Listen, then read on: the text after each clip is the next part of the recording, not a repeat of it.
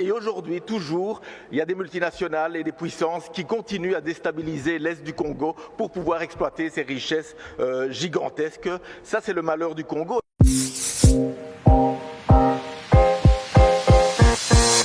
Le roi Philippe a prononcé, portant la parole du gouvernement, a prononcé un discours remarqué hier au Congo. Il a reconnu ce que finalement tous les historiens aujourd'hui admettent, c'est que le régime colonial était basé sur des relations inégales, injustifiables, basées sur la domination, sur le racisme, qui a donné lieu à des humiliations, à des exactions, pour utiliser un terme peu explicite.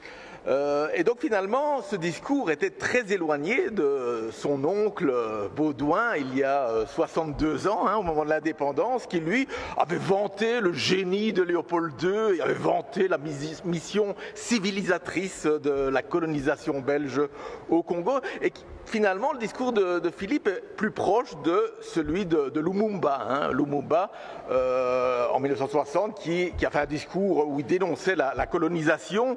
Et on sait que Lumumba était le premier ministre du Congo, mais qu'il a été assassiné avec la complicité active de la Belgique.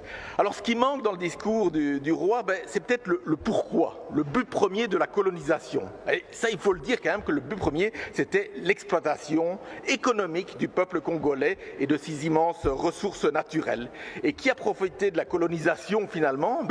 Pas la population belge, non, pas la population belge, parce que les travailleurs belges, ils étaient exploités par les mêmes sociétés qui surexploitaient les travailleurs congolais et les ressources naturelles au Congo, là-bas. Non, ceux qui en ont profité, ce sont les grandes sociétés, les sociétés générales, Umicore, Unilever, et ce sont bien sûr les grandes familles, riches familles belges, comme les Boel, les Solvay, les Lipens en Belgique, qui sont toujours au firmament de la richesse chez nous.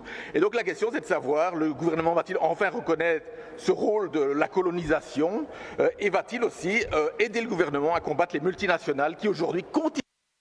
Le grand malheur du Congo, finalement, c'est d'être un pays aussi riche, avec un sous-sol aussi riche et qui attise tant de convoitises. On sait qu'il y a 60 ans, l'Union minière, aujourd'hui Umicore, avait organisé la sécession du Katanga pour continuer à pouvoir exploiter cette région. Et aujourd'hui, toujours, il y a des multinationales et des puissances qui continuent à déstabiliser l'Est du Congo pour pouvoir exploiter ces richesses gigantesques.